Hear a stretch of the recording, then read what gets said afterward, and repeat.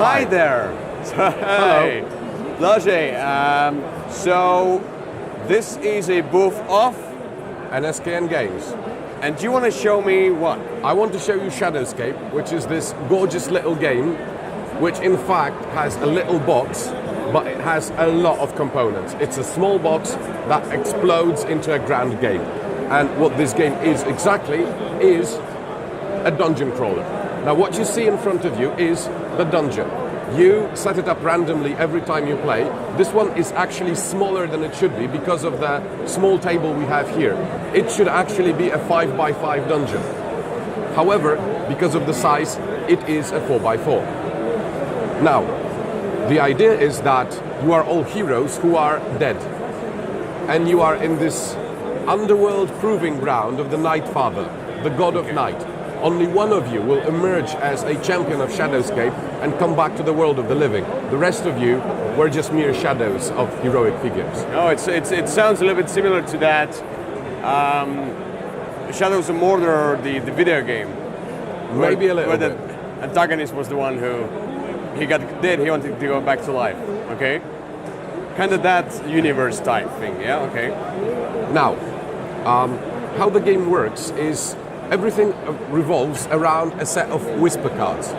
Whisper cards, which we see here, are basically the wishes of the Night Father, and whenever you are able to do whatever the card says, you will be able to pick it up. When we go through the whole deck of whispers, at one point a boss will emerge, and after the boss is killed, the game will be over, with the person who has the most shards of shadow. So these small things here, the person with the most shards of shadow is the winner. Okay. Sorry. It's all right. Now, on your turn is actually very, very simple. You simply perform 2 actions. Every hero comes with a set of their own 4 actions, and on your turn, you choose 2 of those actions. So first you choose one of them, you do what the action card tells you, and then you flip it to the other side, revealing a different action. You cannot use the same action card on the same turn, but you can use another one to again do whatever the card says and flip it over.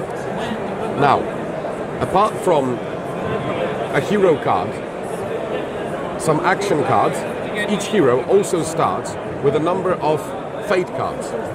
Fate cards, as you can see here, I'm sorry, some of them are upside down. Fate cards come with 3 important elements. First, there is a set of symbols.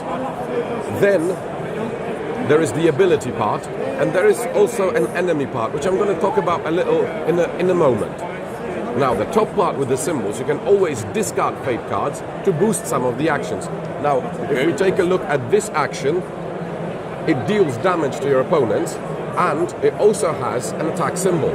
So, to deal more damage, you can simply discard fate cards with the same symbol. And this pretty much goes for every other action. You can boost your movement, you can boost your defense. Some of the rooms in the dungeon also have treasures.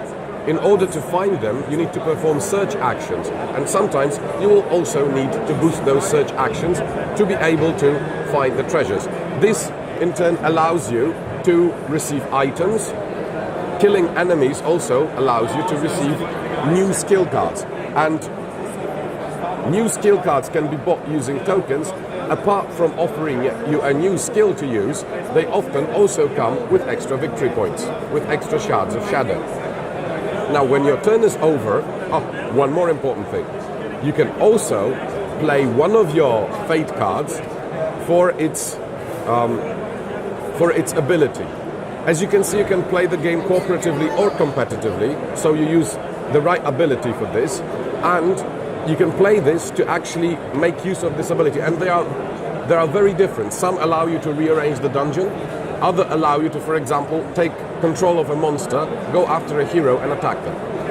Now, after your turn is done, the last thing you do is you draw a new fate card and take a look at the enemy symbol. Those enemies will activate to move around the board and to attack. Now, every enemy has a set of movement symbols up here. So for example, if this enemy activated, he would first move along this symbol, and then this symbol would lead him back down, which means he would simply stay here. If an enemy encounters a hero, that hero is immediately attacked. And by the way, the game comes with tokens, but you can also get a set of miniatures for the heroes. And like I said, every turn you will be trying to fulfill the objectives as the whisper cards, and as you go deeper through the deck, at one point the boss will appear, somebody will inevitably kill the boss, and the game will come to an end then.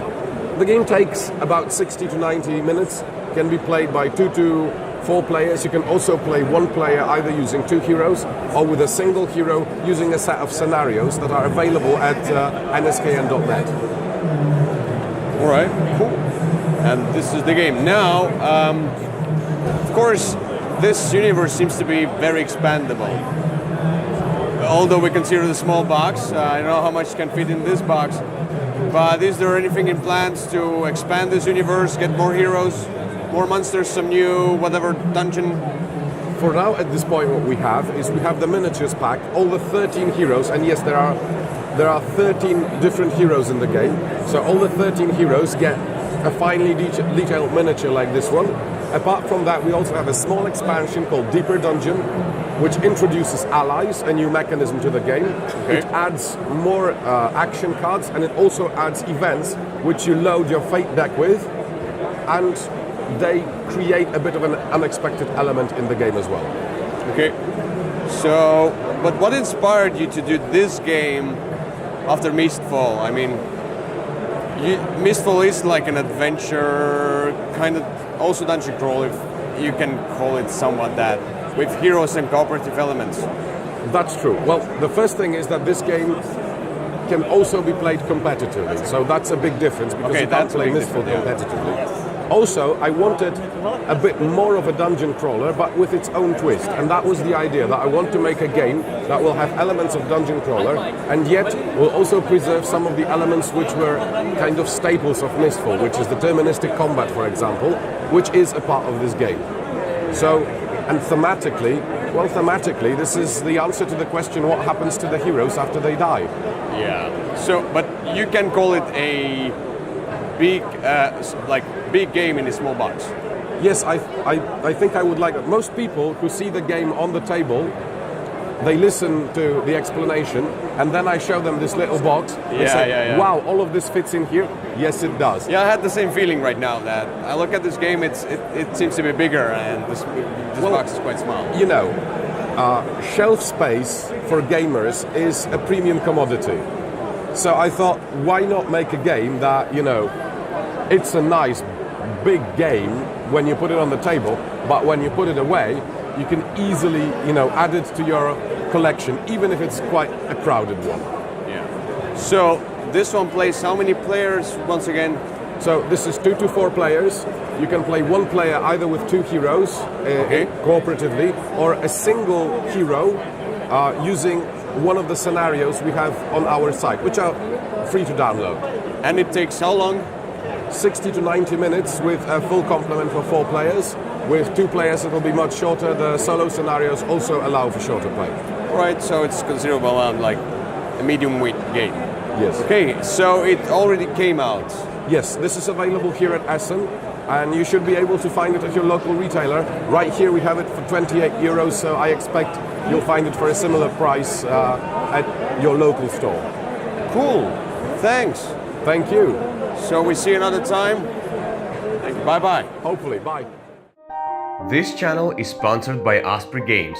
Check them out at ospreypublishing.com.